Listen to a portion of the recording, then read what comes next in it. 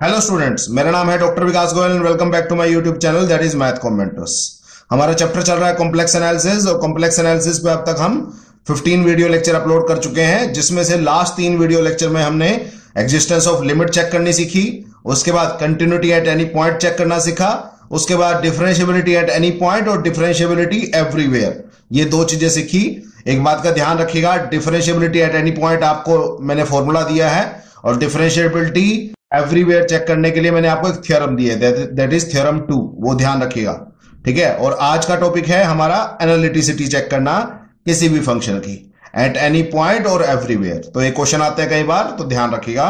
Again, lecture start करने से पहले अगर आपको वीडियो लेक्चर पसंद आ रहे हैं तो please like the video, subscribe the channel और दोस्तों के साथ जरूर शेयर कीजिए। साथ ही साथ वीडियो लेक्चर्स को ऑनलाइन देखिए so that it will support my channel and I will continue to make such video lectures in future as well. तो स्टार्ट करते हैं आज का topic, that is analyticity of a function F z. तो किसी function की analyticity कैसे check करते हैं, मैंने आपको very first lecture of complex analysis में बताया था कि 3 कंडीशन होती है किसी भी फंक्शन की एनालिटिसिटी चेक करने के लिए। फर्स्ट है F Z should be single valued. Single valued का मतलब होता है कंटिन्यूअस, तो एफ जेड जो है वो कंटिन्यूअस होना चाहिए।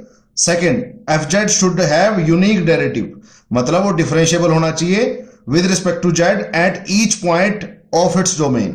तो ये यूनिक डेरिवेटिव का मतलब है डिफरेंशिएबल होना चाहिए।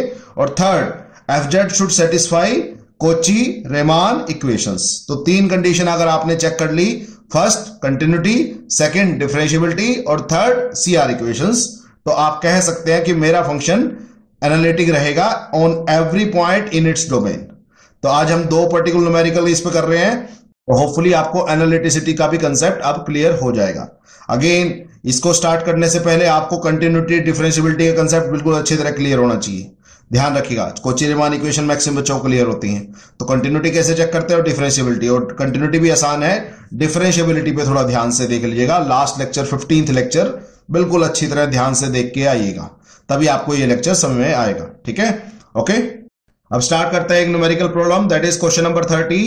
Is the function w is equal to Z bar analytic. आपसे पूछ रहा है कि ये फंक्शन जेड बार जो है वो एनालिटिक है क्या।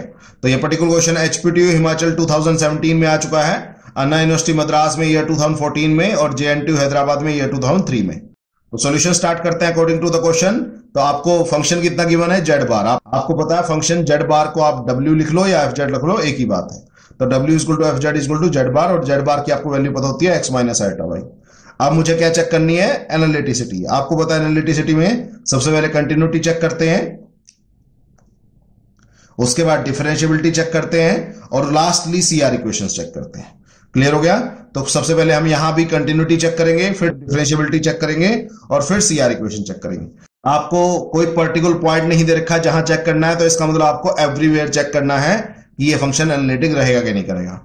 तो अब सबसे पहले चेक करते हैं कंटिन्यूटी। कंटिन्यूटी चेक करने के लिए मैं फंक्शन पे गया, that is x minus iota y. अगर आप ध्यान से देखें, it is a polynomial. Polynomial क्यों, क्योंकि x की पावर भी होल नंबर है और y की पावर भी होल नंबर है। तो x की पावर 1 है और y की पावर 1 है, तो इट इज ए पोलिनोमियल। तो पोलिनोमियल हमेशा कंटिन्यूअस होती है, आप इसका रेफरेंस दे सकते हैं। और दूसरा, कंटिन्यूटी का क्या मतलब होता है कि मेरा फंक्शन कभी भी किसी भी x और y की वैल्यू के लिए इनफाइनाइट नहीं बनेगा। अगर आप देख लेंगे, आप यहां x और y की जो मर्जी वैल्यू पुट करते हैं, इसकी वैल्यू हमेशा फाइनाइट रहेगी, कभी भी इन्फिनिटी नहीं बनेगी। तो मैंने इसी का रेफरेंस दिया हुआ है, since the function F Z is a polynomial in the whole powers of x and y, so it will be always continuous. तो कंटिन्यूटी चेक करना बहुत आसान है। तो अगर वो पोलिनोमियल फंक्शन है तो डायरेक्ट बोल दो ये पोलिनोमियल फंक्शन है, तो हमेशा कंटिन्यूअस होगा। डिफरेंशिएबिलिटी चेक करना थोड़ा सा मुश्किल काम है कि कैसे चेक करेंगे। अब मैं बता चुका हूं, डिफरेंशिएबिलिटी चेक करने के लिए मैंने एक थ्योरम बताई थी, थ्योरम 2। थ्योरम 2 क्या कहती थी, कोई भी फंक्शन एफ जेड डिफरेंशिएबल कब होगा, फर्स्ट उसके चारों सिंगल पार्शियल डेरिवेटिव कंटिन्यूअस होने चाहिए, फाइनाइट होने चाहिए, और सेकंड सीआर इक्वेशन सेटिस्फाई होनी चाहिए। ये मैं सीआर इक्वेशन एनालिटिसिटी चेक करने के लिए नहीं कर रहा, डिफरेंशिएबिलिटी चेक करने के लिए कर रहा हूं। तो ये थ्योरम आपको याद होनी चाहिए। ठीक है, तो मैंने बताया था ये थ्योरम 2 कब यूज करते हैं। थ्योरम 2 जनरली तब यूज करते हैं जब भी आपको डिफरेंशिएबिलिटी चेक करनी हो, एनीवेयर एवरीवेयर नोवेयर, तब चेक करनी हो, तब हम थ्योरम 2 यूज करते हैं। क्योंकि it's not possible for every student कि आप इस फंक्शन की वैल्यू, मैंने बताया था डिफरेंशिएबिलिटी इस तरीके से चेक करते हैं, इसके एग्जिस्टेंस चेक करते हैं। तो इस फंक्शन की वैल्यू आप हर पॉइंट पे निकाल के देख लें, तो it won't be possible for you. तो दैट्स वाई हम इस थ्योरम 2 की हेल्प लेते हैं। दूसरा थ्योरम 2 की हेल्प कब ले सकते हैं, जब आपको ऑब्जेक्टिव टाइप क्वेश्चन करने हो, तो डायरेक्ट थ्योरम 2 लगाइए, कोई जरूरत नहीं है आपको इतना लंबा चौड़ा डिफरेंशिएबिलिटी चेक करने की। तो थ्योरम 2 आप ध्यान रखिएगा कि आपको शॉर्टकट यूज करना हो, या आपको एवरीवेयर डिफरेंशिएबिलिटी चेक करनी हो, या आपको किसी मल्टीपल चॉइस क्वेश्चन में आपको यूज करना हो, तब आप थ्योरम 2 का यूज कीजिए। तो थ्योरम 2 क्या कहती है, आप एक काम कीजिए, चारों पार्शियल डेरिवेटिव की वैल्यू निकालिए और चेक कीजिए वो कंटिन्यूअस है कि नहीं। तो सबसे पहले चारों पार्शियल डेरिवेटिव से पहले मुझे u और v चाहिए, तो मैं सबसे पहले अपने फंक्शन पे गया, वहां से रियल पार्ट उठाया दैट इज x, तो u की वैल्यू आ गई x, और रिमेनिंग पार्ट उठाया माइनस y, तो माइनस y वैल्यू आ गई v की। होपफुली u और v की वैल्यू पे कोई दिक्कत नहीं होगी। अब आपको क्या करना है, चारों सिंगल पार्शियल डेरिवेटिव निकालना है। तो मैंने कर ली वो कर ली x निकाला, कर ली वो कर ली y, कर ली v कर ली x, और कर ली v कर ली y। अब सबसे पहले आपने क्या चेक करना है कि ये चारों सिंगल पार्शियल डेरिवेटिव कंटिन्यूअस है कि नहीं, इनकी वैल्यू फाइनाइट है कि नहीं। तो चारों सिंगल पार्शियल डेरिवेटिव अगर आप ध्यान से देखेंगे, इनकी वैल्यू कभी भी इन्फिनिटी नहीं आने वाली, मतलब ये हमेशा फाइनाइट रहेंगे, तो इसका मतलब ये हमेशा कंटिन्यूअस रहेंगे। क्लियर हो गया। तो फर्स्ट पॉइंट हो गया चेक।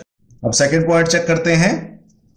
तो सेकेंड पॉइंट कहता था CR इक्वेशन चेक कर लो। तो CR इक्वेशन आपको पता क्या होती है, u का डेरिवेटिव विसेक टू x वो कितना आया 1, should be equal to v का डेरिवेटिव विसेक टू y। तो अगर आप देखेंगे उसकी वैल्यू है -1, तो इक्वल नहीं है, तो इसका मतलब CR इक्वेशन सेटिस्फाई नहीं है। दूसरी भी चेक कर लो, u का विसेक टू y दैट इज 0, और माइनस कर ली v कर ली x के बराबर होना चाहिए। लकीली ये इक्वल है, बट फर्स्ट कंडीशन ही सेटिस्फाई नहीं हो रही, so CR equations are not satisfied. क्योंकि आपको पता है CR इक्वेशंस में बीच में एंड लगा होता है, दोनों सेटिस्फाई होंगी तो होंगी, नहीं तो नहीं होंगी। तो so now by theorem 2 it's good कि आप थ्योरम 2 की डेफिनेशन लिख दें। The given function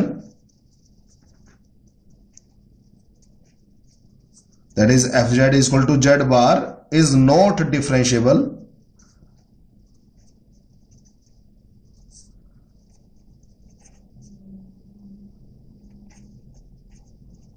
at any point.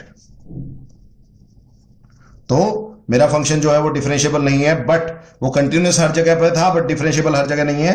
So now function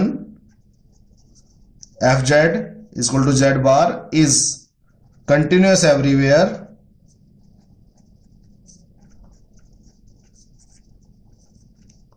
but differentiable nowhere. तो आपको पता है एनालिटिसिटी चेक करने के लिए 3 कंडीशन थी, पहले कंटिन्यूअस होना चाहिए, फिर डिफरेंशिएबल होना चाहिए। डिफरेंशिएबल नहीं है, सो द गिवन फंक्शन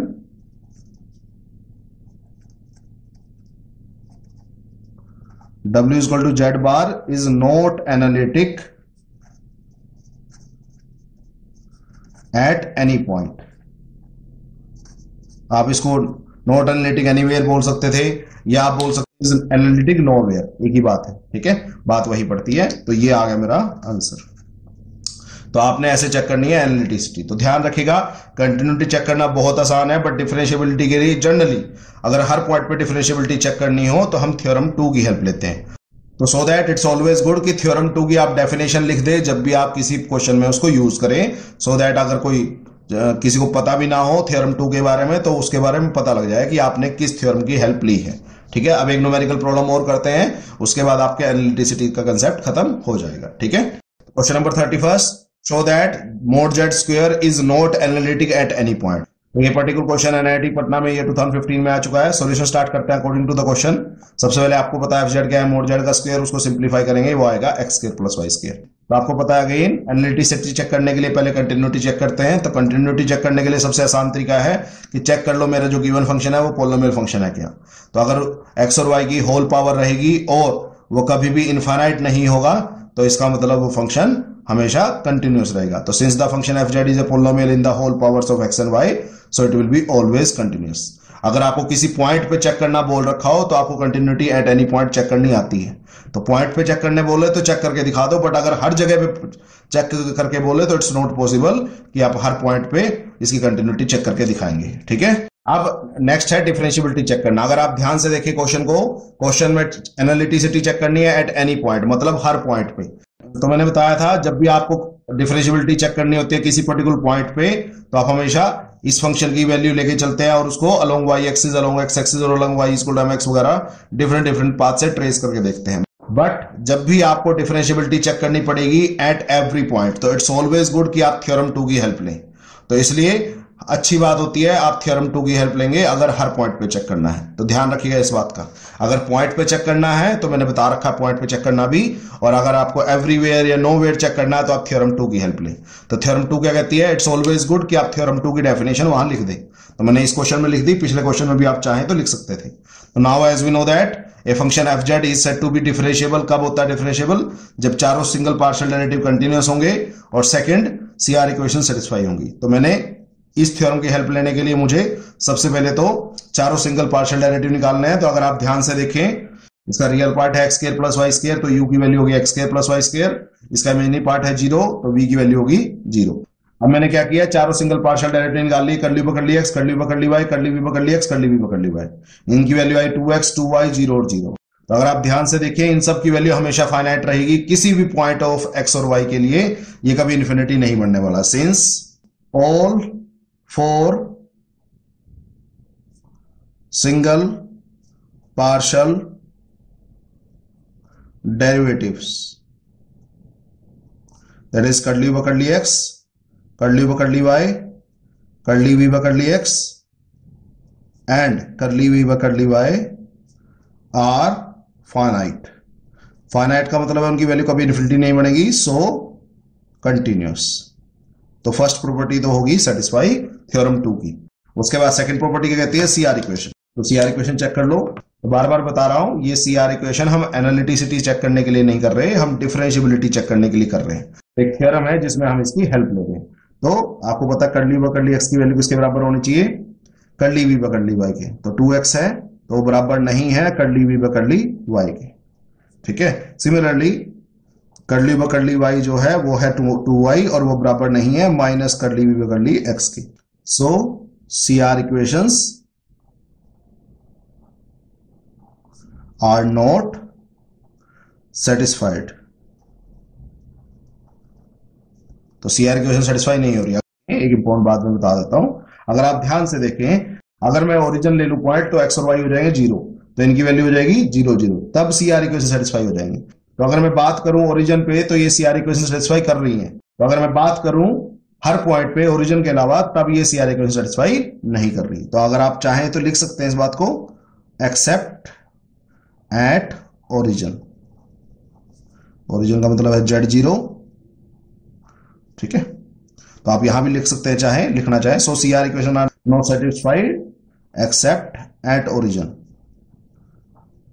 तो आप चाहे तो लिख सकते हैं, बट उसने बोला नहीं है तो मर्जी आपकी है, ठीक है। So according to theorem 2 the function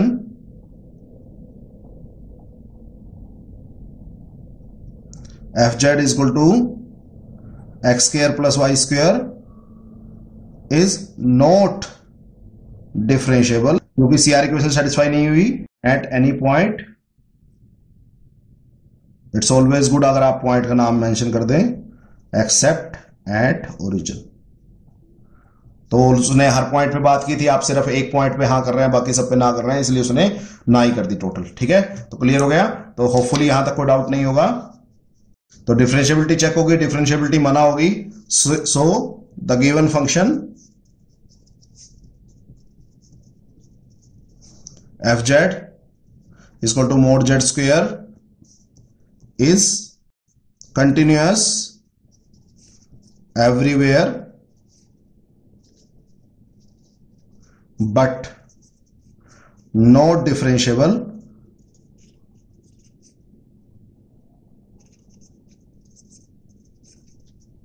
anywhere। अगर आप लिखना चाहें अगेन, एक्सेप्ट एट ओरिजिन लिख सकते हैं, ठीक है। बट जनरली उसने यही बात बोली है चेक करने को, तो इसलिए मैं नहीं लिख रहा बार बार, मर्जी आपकी है। सो अब इसका मतलब क्या हुआ, सो the given function F Z is mode Z square is not analytic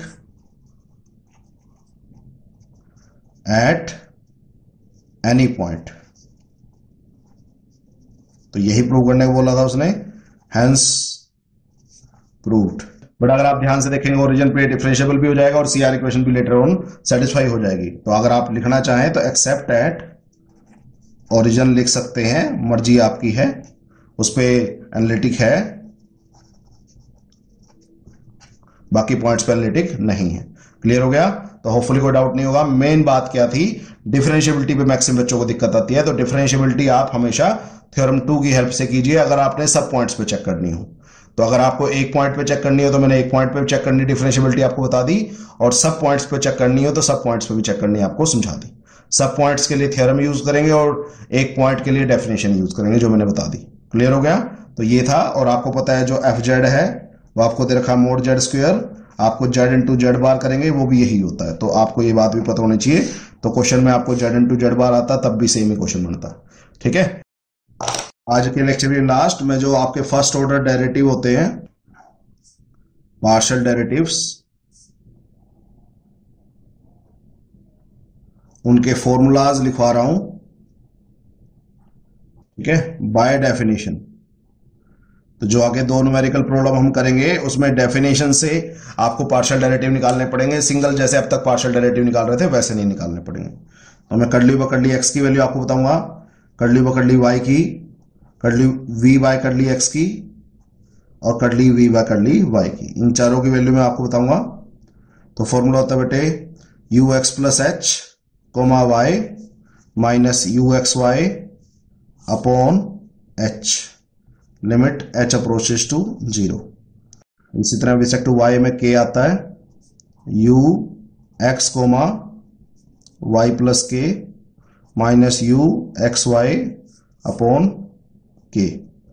we का विसेक्ट टू एक्स और यू का विसेक्ट टू एक्स सेम रहेगा, बस यू की जगह वही आ जाएगा, H approaches to 0 V X plus H Y minus V X Y upon H. ये जो डेरिवेटिव की फार्मूला लिखवा रहा हूं ये डेफिनेशन है इनकी। एक्चुअल में जो इस तरीके से निकलते हैं, एक्स कोमा विसेक्ट टू वाई कर रहे हो तो वाई के साथ आएगा सब कुछ, एक्स सेम पड़ा रहेगा। तो अगर आप ध्यान से देखें डेरिवेटिव विसेक्ट टू एक्स में हमने x प्लस एच यूज किया, बाकी सब जगह सेम रहा और नीचे डिनोमिनेटर में h यूज किया। और डेरिवेटिव विसेक्ट टू y में हमने y प्लस के यूज किया, बाकी सब कुछ सेम रहा और डिनोमिनेटर में k यूज किया। तो अगर आप ध्यान से देखें मैं बता देता हूं, यहां जो x y है वो है point on which we are supposed to find derivatives. तो एक्स और वाई वो पॉइंट है जिस पॉइंट पे हमने डेरिवेटिव्स की वैल्यू निकालनी है, इन चारों पार्शियल डेरिवेटिव की वैल्यू निकालनी है। तो जनरली मैक्सिमम क्वेश्चन में ओरिजिन मिलता है वो पॉइंट, तो एक्स और वाई की वैल्यू क्या हो जाएगी 0 0। तो इसलिए डायरेक्ट बुक वालों ने डायरेक्ट यहां 0 0 यूज कर रखा है, तो वो आपकी मर्जी है। ठीक है, तो इट्स ऑलवेज गुड आपको डिटेल्ड फॉर्मूला याद हो। और एच और के क्या होते हैं बच्चे, small change in the values of x and y respectively. तो h और k क्या है, h है स्मॉल चेंज इन x और k है स्मॉल चेंज इन y। तो जहां जहां डेरिवेटिव विसेक्ट टू x है वहां सिर्फ h यूज हुआ है, और जहां जहां डेरिवेटिव विसेक्ट टू y है वहां सिर्फ k यूज हुआ है। क्योंकि डेरिवेटिव विसेक्ट टू x का मतलब होता है चेंज इन x और डेरिवेटिव विसेक्ट टू y का मतलब होता है चेंज इन y। तो ये चार फॉर्मूले आपने ध्यान रखने हैं। अब नेक्स्ट न्यूमेरिकल प्रॉब्लम में हम ये चारों फॉर्मूले यूज करेंगे, क्योंकि वहां कहा जाएगा हमें सीआर इक्वेशन चेक करो ओरिजिन पे। तो जब भी किसी पर्टिकुलर पॉइंट पे आपको सीआर इक्वेशंस निकालनी हो तो आप डेरिवेटिव इस तरीके से निकाल लेंगे, ना कि जो यूजुअल तरीका अब तक आप यूज कर रहे थे। तो आप फटाफट एक बार क्विक रिवाइज कर लेते हैं पूरे लेक्चर को। सबसे पहले हमें को पता है कि किसी भी फंक्शन की एनालिटिसिटी कैसे चेक करते हैं, कि सारा फंक्शन कंटिन्यूअस होना चाहिए, फिर डिफरेंशिएबल होना चाहिए, और फिर लास्टली सीआर इक्वेशन सेटिस्फाई होनी चाहिए। तो सबसे पहले हमने जेड बार को एनालिटिक चेक किया। तो जेड बार क्या होता है, एक्स माइनस आइटा वाई। तो सबसे पहले कंटिन्यूटी चेक करेंगे। कंटिन्यूटी में आप बोल सकते हैं ये हमेशा फाइनाइट रहेगा और पोलोमियल भी है तो ये हमेशा कंटिन्यूअस है। सेकंड चेक करनी है डिफरेंशियबिलिटी। अगेन बार बार बता रहा हूं, डिफरेंशियबिलिटी अगर हर पॉइंट पे चेक करनी हो तो आप थ्योरम 2 की हेल्प लीजिए, और इट्स ऑलवेज गुड थ्योरम 2 की डेफिनेशन भी लिख दीजिए। तो थ्योरम 2 क्या कहती है, अगर चारों सिंगल पार्शियल डेरिवेटिव कंटिन्यूअस हैं और सीआर इक्वेशन भी सेटिस्फाई हो रही है तो हम उसको डिफरेंशियबल बोलते हैं। बट यहाँ सीआर इक्वेशन सेटिस्फाई नहीं है तो इसका मतलब ये डिफरेंशियबल भी नहीं है बाय थ्योरम 2। तो मेरा फंक्शन कंटिन्यूअस तो हो गया बट डिफरेंशियबल नहीं हुआ, तो इसका मतलब मैं बोल सकता हूं मेरा फंक्शन किसी भी पॉइंट पे एनालिटिक नहीं है। तो अगर आप चेक करें इन चारों पार्शियल डेरिवेटिव्स की वैल्यू में अगर एक्स और वाई की जगह 0 0 पुट कर दो, मतलब ओरिजिन पे चेक करूं, तब भी इनके डेरिवेटिव्स की वैल्यू सेम नहीं आएगी, सीआर इक्वेशन सेटिस्फाई नहीं होगी। तो इस पर्टिकुलर क्वेश्चन में तो ओरिजिन पे भी सीआर इक्वेशन सेटिस्फाई नहीं है, तो किसी भी पॉइंट पे नहीं है। बट इस पर्टिकुलर क्वेश्चन में जेड मोड जेड का स्क्वायर और कई बार आता है जेड इंटू जेड बार, तो वो आपने चेक करना है। तो सबसे पहले मैंने कंटिन्यूटी चेक की, वो आपको पता है कैसे चेक करते हैं, पोलिनोमियल फंक्शन है। दूसरा डिफरेंशियबिलिटी चेक की, हर पॉइंट पे चेक करनी है तो अगेन थ्योरम 2 की हेल्प लेंगे। इट्स ऑलवेज गुड कि थ्योरम 2 की डेफिनेशन आप लिख दें। तो थ्योरम 2 में पहले डेरिवेटिव निकालने मैंने चेक किए, सारे डेरिवेटिव जो है वो फाइनाइट है, और दूसरा हमने चेक की सीआर इक्वेशन सेटिस्फाई नहीं हो रही। बट अगर आप ध्यान से देखें, अगर डेरिवेटिव्स की वैल्यू में मैं एक्स और वाई की वैल्यू 0 0 पुट कर दूं तब ये सीआर इक्वेशन सेटिस्फाई हो जाएंगी। तो सिर्फ 0 पे ये सेटिस्फाइड है, बाकी पे नहीं है, तो इसलिए CR equations are not satisfied except at origin. तो अब थ्योरम 2 क्या कहती है कि मेरा फंक्शन जो है वो डिफरेंशियबल नहीं होगा किसी भी पॉइंट पे, सिर्फ ओरिजिन को छोड़ के। तो अब मेरा अगेन जो इनपुट फंक्शन था जब मोड जेड का स्क्वायर, वो कंटिन्यूअस है बट डिफरेंशियबल नहीं है, तो आपको पता है वो एनालिटिक भी नहीं होगा। तो सिर्फ एक पॉइंट पे एनालिटिक दिख रहा है, दैट इज ओरिजिन। अगर आप ओरिजिन पे चेक करने को बोले तो आपके पास डेफिनेशन से डिफरेंशियबिलिटी चेक कीजिएगा। अगर हर जगह डिफरेंशियबल चेक करने को बोले तो आप थ्योरम 2 की हेल्प लीजिएगा। तो ये फंक्शन मोड जेड का स्क्वायर कई बार जेड इंटू जेड बार भी आ जाता है, ध्यान रखिएगा। उसके बाद लास्ट मैंने आपको बताया कि फर्स्ट ऑर्डर पार्शियल डेरिवेटिव्स के फॉर्मूले मैंने दोबारा आपको बताया, उनकी डेफिनेशन बताई। तो कर्ली बकर्ली एक्स की डेफिनेशन होती है U X plus H comma Y minus U X Y upon H. तो डेरिवेटिव इस टू एक्स में एक्स प्लस एच यूज होगा, डेरिवेटिव इस टू वाई में वाई प्लस के यूज होगा और के यूज होगा। तो ये बात आपको पता होनी चाहिए। एक्स और वाई वो पॉइंट है जिस पॉइंट पे आपको इन डेरिवेटिव्स की वैल्यू चाहिए, तो जनरली वो ओरिजिन देते हैं। ओरिजिन देंगे तो एक्स और वाई की जगह 0 पुट हो जाएगा, तो ये फॉर्मूले चेंज हो जाएंगे थोड़े थोड़े। उसके बाद एच और के क्या होते हैं, एच होता है small change in the value of X और के होता है small change in the value of Y. तो ये चारों पार्शियल डेरिवेटिव के फॉर्मूले आपको याद होने चाहिए, नेक्स्ट लेक्चर में ये काम आएंगे। ठीक है, ध्यान रखिएगा। ओके, तो आज के लेक्चर के लिए अब नेक्स्ट 2 न्यूमेरिकल प्रॉब्लम हम और सोल्व करेंगे, मोस्ट इंपोर्टेंट है, ध्यान रखिएगा। ओके।